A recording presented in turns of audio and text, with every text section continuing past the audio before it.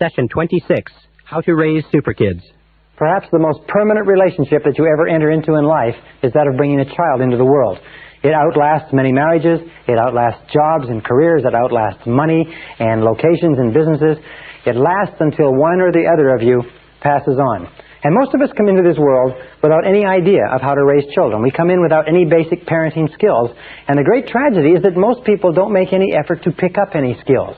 It's possible today for you to learn so much about how to raise happy, healthy, self-confident, wonderful, loving, vibrant, fulfilled children. There's so much information available on it, and you know that about 80 to 90% of parents never bother to buy a book on the subject or consult an expert or even seek advice except from their mother-in-law or from the person in the backyard. Very important. Today, in this session, we're going to talk about how to raise super kids, and I'm going to give you some key ideas that you can use. And I have 3 kids who I think are super kids. I have Christina, who's 7, I have Michael, who's 5, and I have little David, who's 1 year old. And these kids are just great. And everything that I'm going to tell you, we use on them 7 days a week. And I can promise you this, the law of sowing and reaping is true with children. What you sow in your children, you reap in your children. Everything that you put into your children, you're going to get out, positive or negative. But if you put good into your children, the wonderful thing is that they will blossom like flowers. So this starts us off with a basic question. What is the role of parenting? What is the key role of parenting? The answer to that question, in my estimation, is very simple. The role of parenting, most important job that we enter into, the role of parenting is to nurture children. That's all. The role of parenting is to nurture children until they're 18 years of age, until they reach the age of maturity, and to build high self-esteem in those children. To build high self-esteem. In my estimation, this is the key role of being a parent. Nothing else is significant or important next to the building of self-esteem. Why is that? Because if you can raise a child to the age of 18 where they love themselves, they respect themselves, they unconditionally accept themselves, they consider themselves to be valuable and worthwhile and important young people, they're self-reliant, self-responsible, and capable of making their own decisions, then no matter what life can throw at them in the years to follow, you've set them off on a solid, rock-hard psychological foundation, and they can make their own way and make a wonderful life for themselves and other people.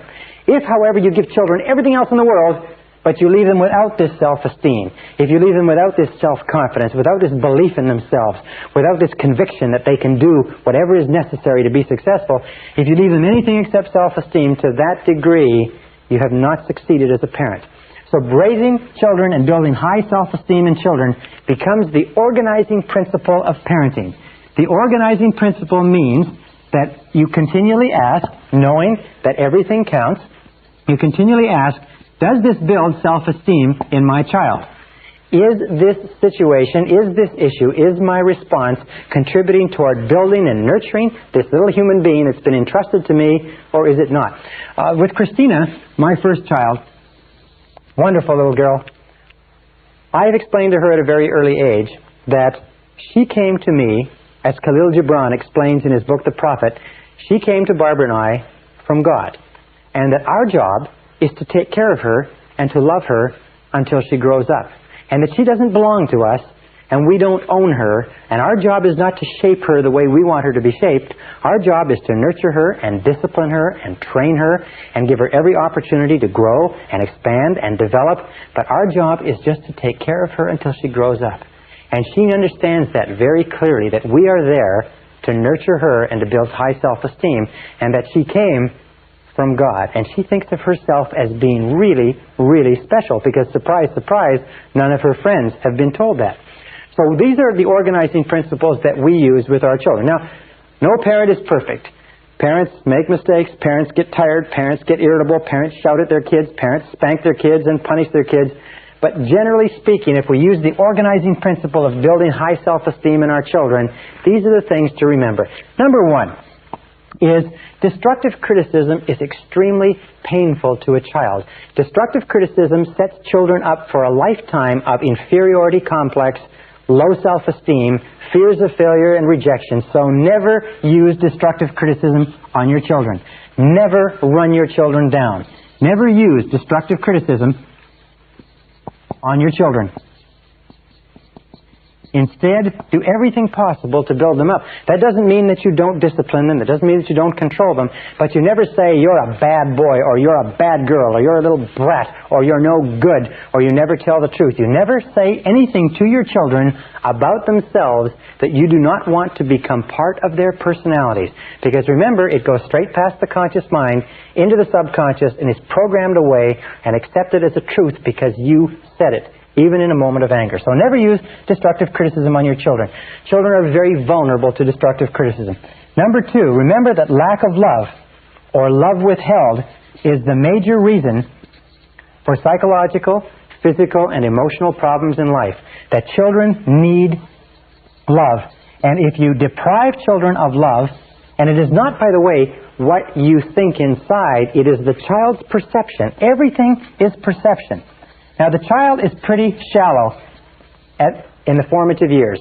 The child doesn't know that you really love the child unless you tell the child, show the child, demonstrate to the child over and over and over again. Many children have grown up and found themselves visiting psychiatrists and psychologists and trying to wrestle through the problem that they never believed that their parents loved them. And if you talk to the parents, they say, well, of course I love my kids. They say, well, did you tell my kids? Well, no, I didn't tell them, but they know I love them. No. Children don't know. They, as they say, they need the words. Number 3 is remember that children need a continuous flow of love and approval. Love and approval is the emotional, psychological lifeline that children have to have in order to grow. Just imagine that your children are on an intravenous. And this intravenous has the critical nutrients for the development of their personality. And the critical nutrient in that intravenous is the words and gestures of love and approval and a continuous flow. And if you cut off the flow, it's like cutting off the flow of nutrients or cutting off the oxygen flow to the emotional brain. They need it every day. They need it every night. They need it morning, noon, and night. They need it continuously. When they're growing, they're very much like growing children need a lot of food. Got to have a lot of food because they're growing. They need a lot of emotional support when they're growing too. A 4th thing to remember is children need praise. Praise is what grows children. As a matter of fact, they found that when you praise a child, their physiological system actually vibrates with new energy. They need encouragement. Remember, children are afraid because they're little kids in a big world. They need encouragement all the time. You can do it. You can do it. Sure, you can do it. Go ahead. Give it a try. Also, they need reinforcement. Sometimes they fall on their face. Sometimes they do it right. They need to be told, hey, you did a great job. That's wonderful. They need to be praised and reinforced. They need patience. Children need a lot of patience because they seem to be slow in learning. The kindest thing you can do for your children is to be patient. Be supportive. Also, to be loving, and also to be kind. Children need an enormous amount of kindness, and they need caring. They need tenderness. They need gentleness. They need, especially though, they need patience when they are the least patient. When they are the most exasperating is when they need the most patience from you, the most kindness, the most understanding, the most compassion. Now, the 5th point here is to tell your children you love them every day. Tell them you love them every day. I have been surprised. Tell them you love them every day. How many parents don't tell their children that they love them? They say, well, a kid knows I love them. I've had arguments. They say, well, they know I love them. I don't have to tell them. The fact is that kids need to know. And the reason, of course, that we don't is why? It's because our parents never told us that they loved us. If we grew up in a household where our parents never said, I love you, and I care for you, and I wish the very best for you, and they never gave us praise and encouragement, we'll grow up being very uncomfortable. But I'll tell you this, that if you'll tell your kids you love them on a regular basis, they'll tell you back, and they will teach you how to love. So learn to use the words over and over again. Now here's 4 behaviors that parents can use to tell their children that they really love them. Behavior number 1 is the greatest gift that a parent can give to a child. It's called unconditional love. Make sure that the child knows that you love them 100%, no matter what they do, no matter what happens, that nothing in the world can ever stop you from loving them 100%. It's absolutely critical. With my little girl and my little boy, I have a little game with them that I play with them called the love game. And I ask them, how much do I love you? And we go through a game and they say, well, this much? I say, come on now. I say, this much? Come on. I say, this much? And finally they say this much. And I say, well, what about when I shout at you? They say, well, you still love me this much. I say, what about when I put you in your bedroom? They say, you still love us this much. I say, what about when I shout at you and put you in your bedroom and make you stand in the corner? They say, you still love us this much, Daddy, because no matter what we do, you love us all the time. Now, that's the very kindest thing that you can ever convince your kids of. I do this to condition them. I do this because I want it driven so down deep into their subconscious mind that they are so totally loved that they can go throughout their life as little kids growing up and never, never, never question that their mommy and daddy really love them.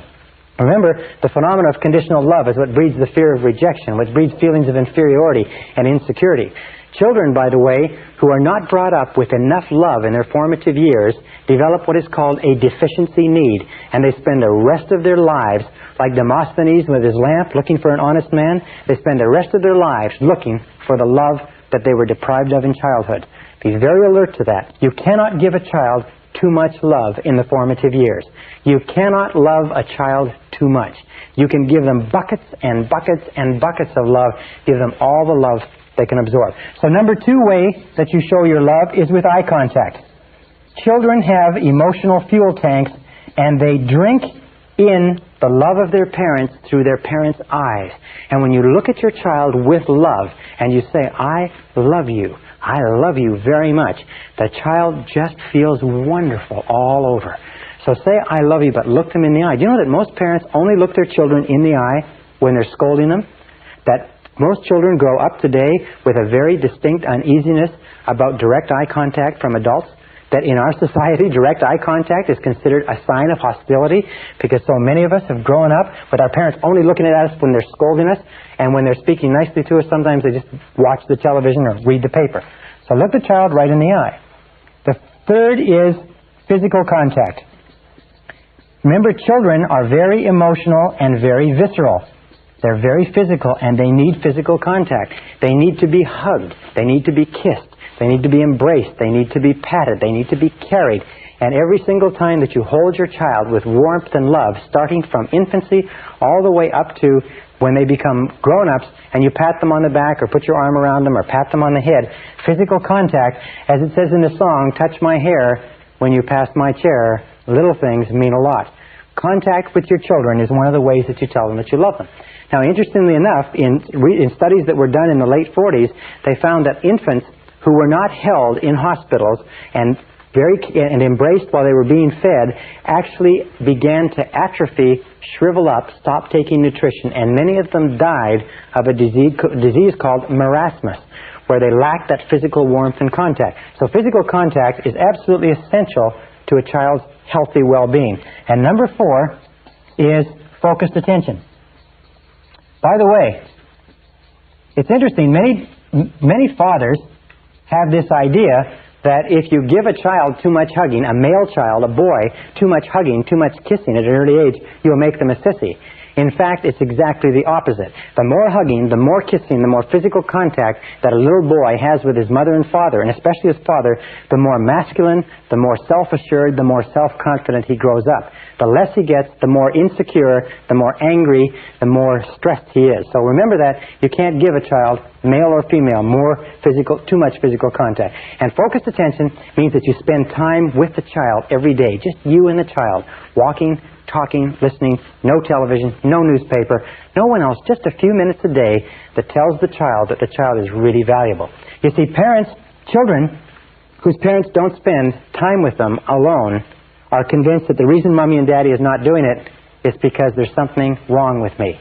They don't know that the parents are busy or doing something else. They just feel that there's something defective about them, and that's why the parents don't spend the time with them. So be very careful. It's the perception of the child, not the reality. All right, now the next, number 6, is positive expectations. Positive expectations were found by Dr. David McClelland of Harvard University to be one of the best single determinants of peak performance as a young person. Positive expectations of the child by the parent causes the child to do everything possible to grow up and fulfill the parent's expectations. As a matter of fact, he found that there were 2 things. One was a democratic household. That in a democratic household where the child was expected to contribute his or her opinion at an early age, and in a household where the parent said, in effect, I believe in you. No matter what you do, I believe in you. I believe you're going to do well.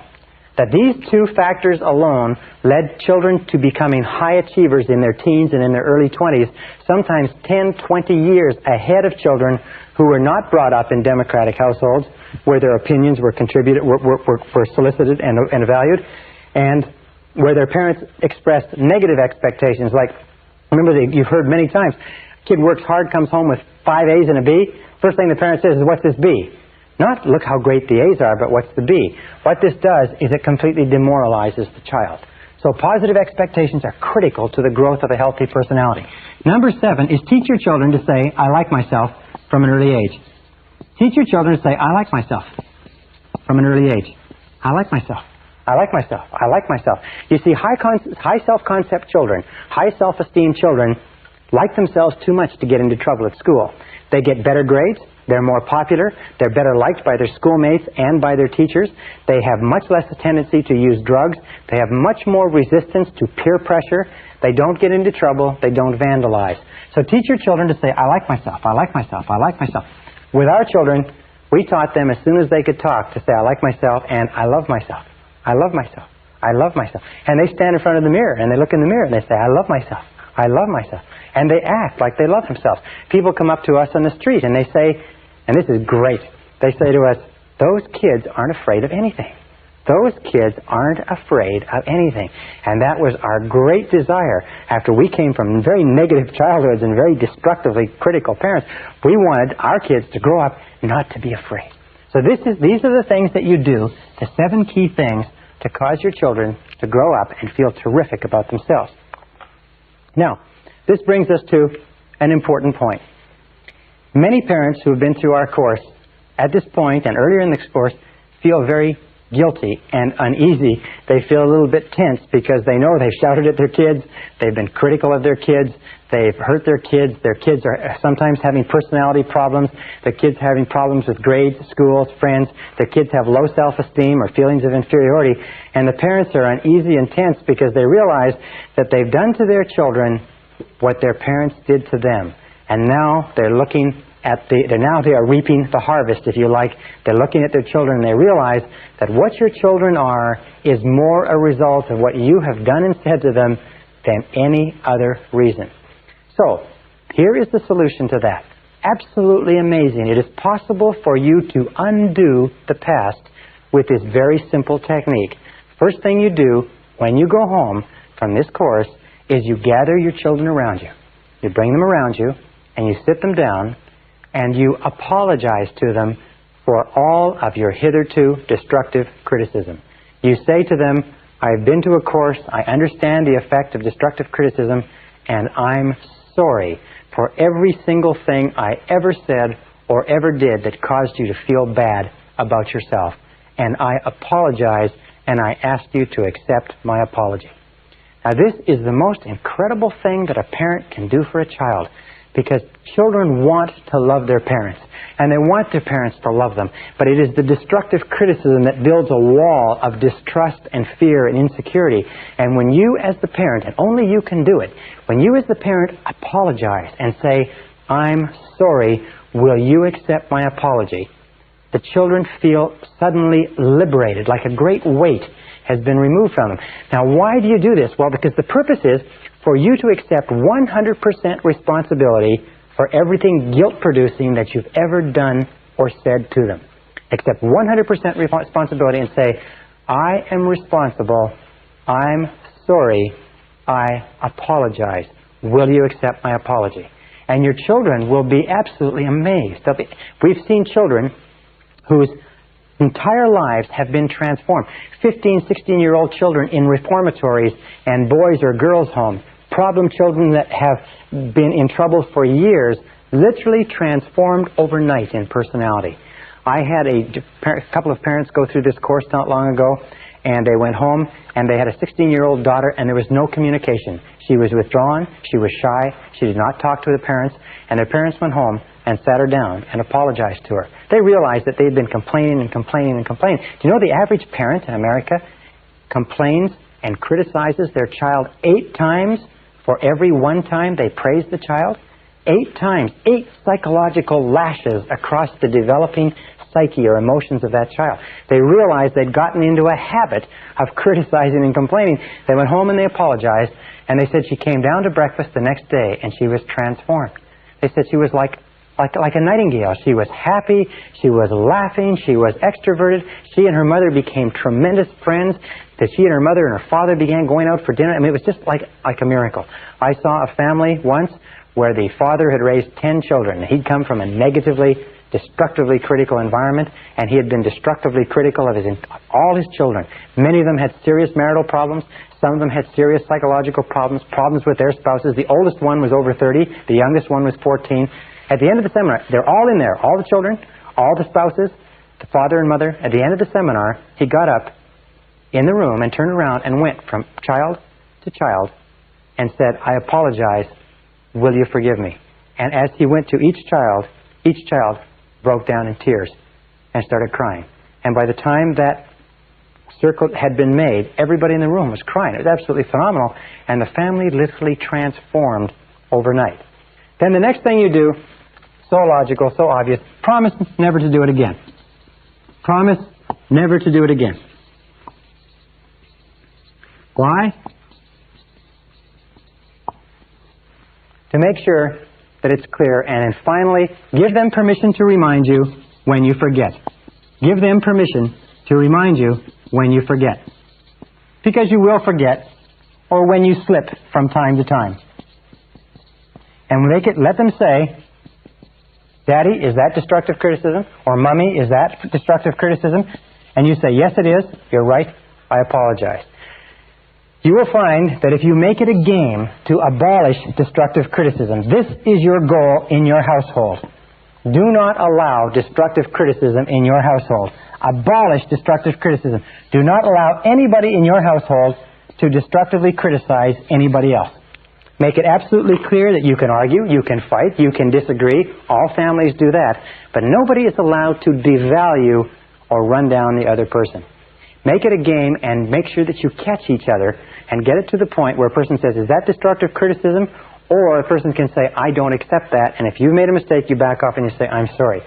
Now, with my little kids, I learned this idea before my kids came along. With my little kids, what I said to them is, "Do you forgive me? I'm sorry, I apologize, do you forgive me?" And now sometimes we'll have an argument, or I'll send them to my bedroom, their bedrooms, and Michael will come to me, and he came to me the other day, and he said, "Daddy," he said, "I forgive you for sending me to my bedroom." And it was the cutest thing you could imagine. And I said, "Michael, I'm sorry. Thank you very much. I apologize." And if you apologize all the time, you keep the decks open. Now, one final point that I don't want to forget is this, is that in order to apologize to your children, you've got to get your ego out of the way, and you have to put the mental health of your children ahead of anything else. When you apologize, it takes courage and character for you to apologize. It takes courage and character. It takes tremendous strength for an adult to apologize to a child. But when you lead by example, you build courage and character in your children. Do you know how many people spend half of their life trying to avoid admitting, "I was wrong, I made a mistake"? When you demonstrate courage and character to your children by saying, "I'm sorry, I made a mistake. We don't use destructive criticism in this house," you demonstrate to them that they too can demonstrate courage and character. They too can say, "I'm sorry, I was wrong, I made a mistake." They too can apologize when they say or do something that hurts someone else. And setting that example for your children, you set them off on a foundation of high self-esteem, of high self-value, and enables them to spend their entire lives realizing their potential rather than compensating for their deficiencies. It is the kindest thing that you can do for a child, and I hope you do it for yours.